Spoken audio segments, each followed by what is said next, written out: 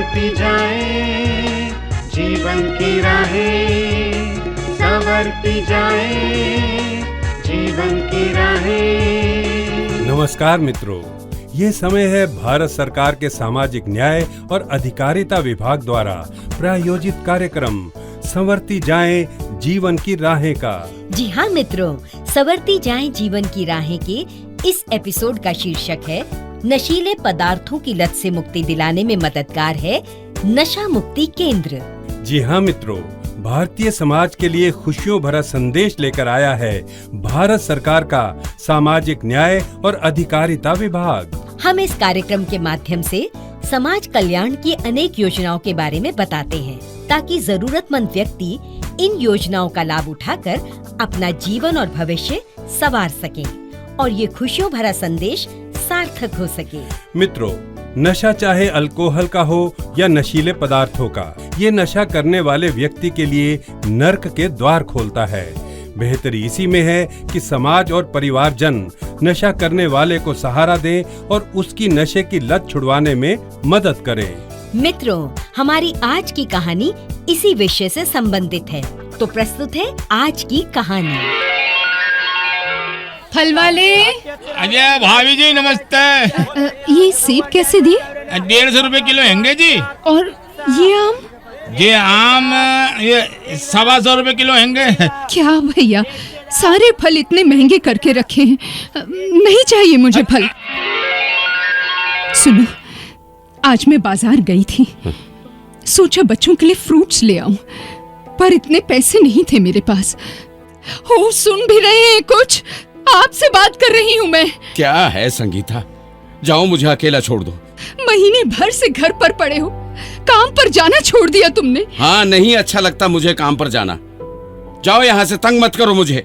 हे भगवान, आपको ये ड्रग्स की लत क्या पड़ी है? हमारी तो जिंदगी खराब हो गई। जो थोड़ी बहुत बचत की थी मैंने, वो भी अब खत्म हो रही है।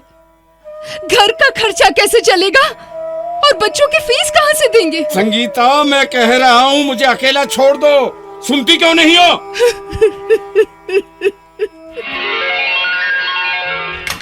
May I come in, madam? Yes Sangeeta, आओ। कुछ परेशान लग रही हो? जी मैडम, कुछ घरेलू परेशानियां हैं, इसीलिए आपसे मदद मांगने आई हूँ। बताओ, मैं तुम्हारे लिए क्या कर सकती हूँ?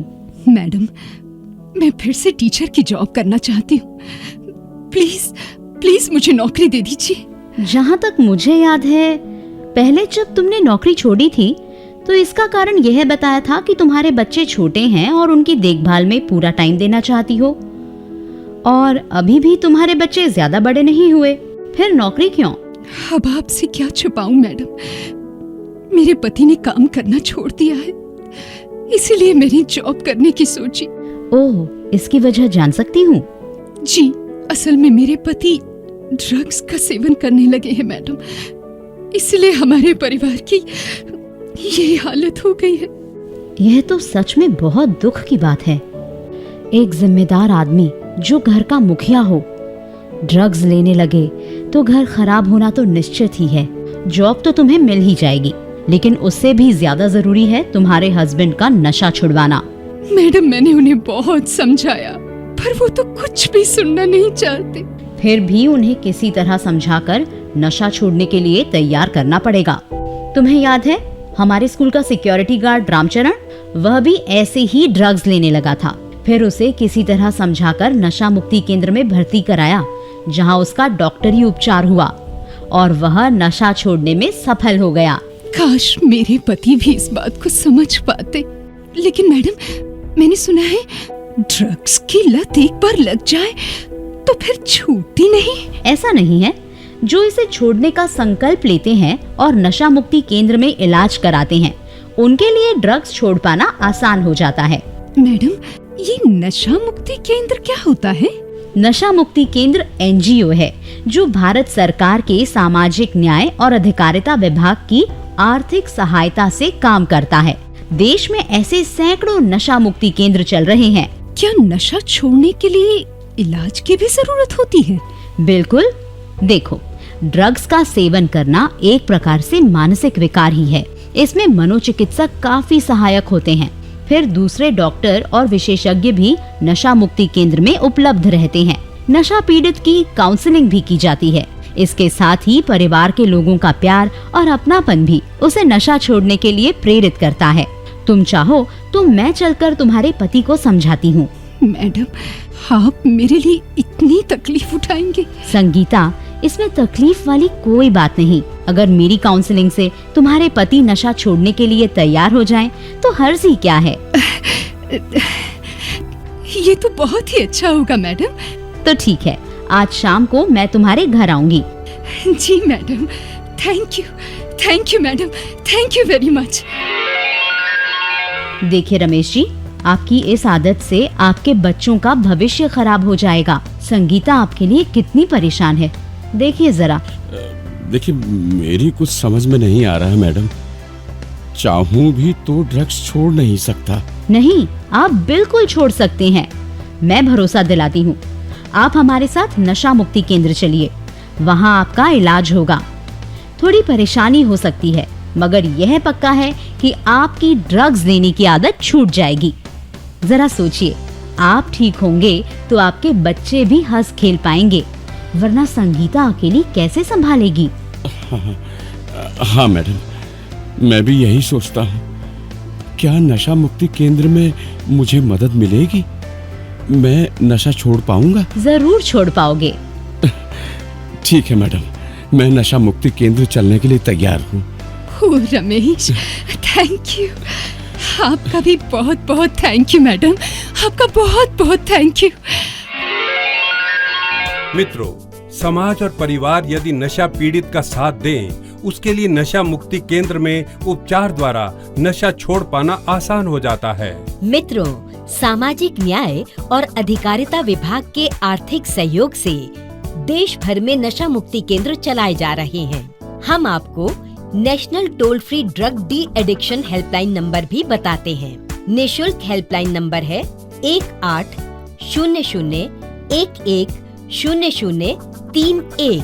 नंबर दोबारा सुन ले, 1800-110031। इस नंबर से नशा मुक्ति केंद्र की सारी जानकारी तथा परामर्श आदि प्राप्त किया जा सकता है।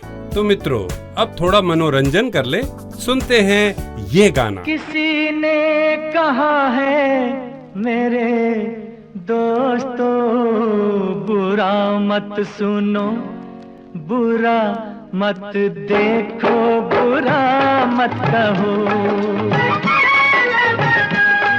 किसी ने कहा है मेरे दोस्तों। मित्रों, अब हम आपसे आज की कहानी पर आधारित एक सवाल पूछेंगे और आप उसका सही जवाब भेजकर जीत सकते हैं 200 रुपए का पुरस्कार।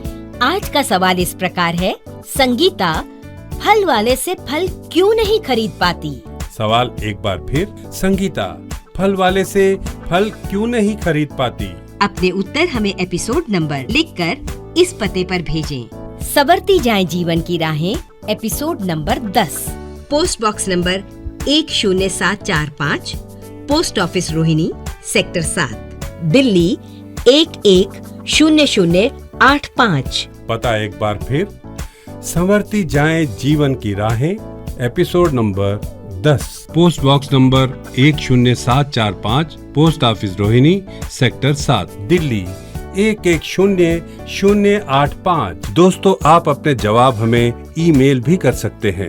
हमारा ईमेल आईडी नोट करो, mosjsrp@gmail.com। ईमेल पर एपिसोड नंबर जरूर लिखिए। जी हाँ, हमारा ईमेल आईडी नोट करें, mosjsrp@gmail.com। सही जवाब भेजने वाले श्रोताओं के नामों का लकी ड्रॉ निकाला जाएगा और लकी श्रोता को मिलेगा 200 रुपए का पुरस्कार। तो ये था भारत सरकार के सामाजिक न्याय और अधिकारिता विभाग का कार्यक्रम। अब हम आज्ञा चाहते हैं। अगले कार्यक्रम तक के लिए स्वीकार कीजिए हमारा नमस्कार।